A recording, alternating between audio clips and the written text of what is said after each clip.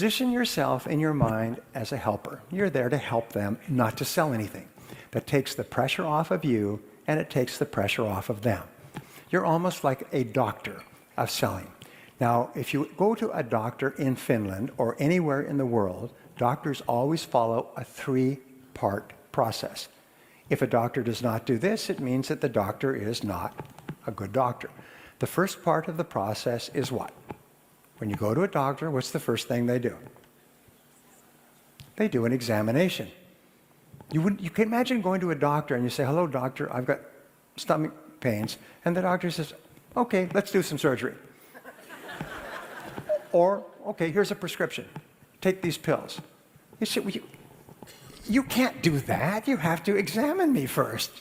You have to find out what my need or my problem is before you make a recommendation. What is the second thing that a doctor does? Second step in the process. It's a diagnosis. And the diagnosis is where you take what the patient has told you and the results of the test, and you say, "This is our problem." I remember I had a medical problem a few months ago, and I went to 2 or 3 specialists, and I went finally to another specialist, and finally to another specialist, and they sent me for a test, and the test told me exactly what the problem was. It took about 2 months. But the first process is diagnosis. And once they had the diagnosis, very simple to deal with it. Sort of.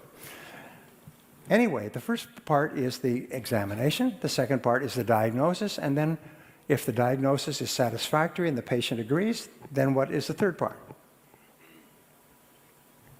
I see my coming here was an emergency.